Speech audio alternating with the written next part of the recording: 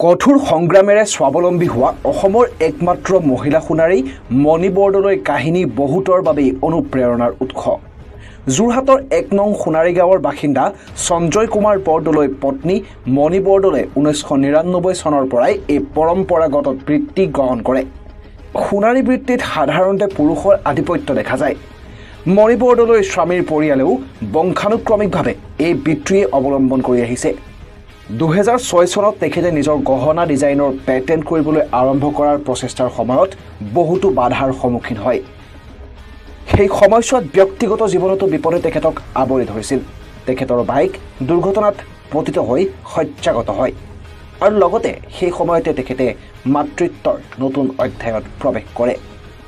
ফলস্বৰূপে এগৰাকী মহিলাৰ বাবে ঘৰুৱা দায়িত্ব আৰু পেছাগত দায়িত্ব একেলগে সামৰিব লগা হয়, যাৰ ফলশ্ৰুতিত সাময়িকভাৱে কাম বন্ধ কৰিবলগীয়া পৰিস্থিতি সৃষ্টি হয়। যদিও মণি বৰদলৈয়ে আত্মবিশ্বাস হেৰুৱাই পেলোৱা নাছিল। দৈনিক নিজ হাতে অসমীয়া গহনা নিৰ্মাণ কৰি বিক্ৰী কৰি স্বাৱলম্বিতাৰ উদাহৰণ তেখেতে দাঙি ধৰিলে।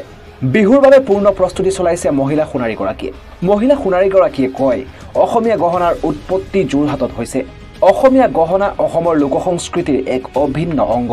কেৰু, থুৰীয়া, জাংফাই, দীঘল কেৰু, চনা বা মাকৰি বিভিন্ন ধৰণৰ হাৰসমূহৰ ভিতৰত গলপতা, সাতখৰি, জোনবিৰি, বেনা, গেজেৰা, ঢোলবিৰি, দুগদুগী, বিৰিমণি, মুকুতামণি, পোৱালমণি, শিলিখামণি আৰু মগৰদানা, বিভিন্ন ধৰণৰ আঙঠিৰ ভিতৰত শেনপতা, হৰিণ চকুৱা, জেঠী নেজিয়া, বাখৰ পতা আদি অসমৰ আপুৰুগীয়া সম্পদ।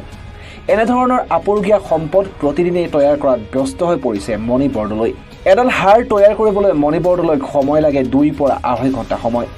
আগতে দৈনিক ৮ৰ পৰা ১০ডাল হাৰ গুঠা মণি বৰদলৈয়ে বৰ্তমান মাহত ১০ৰ পৰা ১৫ডাল হাৰ গুঠে। তেখেতে তৈয়াৰ কৰা এই পদ গহনাৰ মূল্য ২ লক্ষাধিক টকা। গহনাত ব্যৱহাৰ কৰা বাখৰৰ মূল্য প্ৰতি টুকুৰাত ২৫,০০০ টকা। পূৰ্বতে বিহুৰ সময়ত মণি বৰদলৈয়ে ৪ কিলোগ্ৰাম পৰ্যন্ত সোণৰ গহনা বিক্ৰী কৰিবলৈ সক্ষম হৈছিল। কিন্তু বিমুদ্ৰাকৰণৰ লগতে কোভিড লকডাউনৰ পৰৱৰ্তী সময়ছোৱাত তেখেতৰ বিক্ৰী কমি আহিবলৈ ধৰে বুলি মণি বৰদলৈ জানিবলৈ দিয়ে। মণি বৰদলৈৰ ওচৰত পূৰ্বে ২৮ গৰাকী পৰ্যন্ত কৰ্মচাৰী আছিল। বৰ্তমান তেখেতৰ নিজৰ লগতে স্বামীৰ সৈতে ৯ গৰাকী কৰ্মচাৰীয়ে তেখেতৰ প্ৰতিষ্ঠানত কাম কৰে।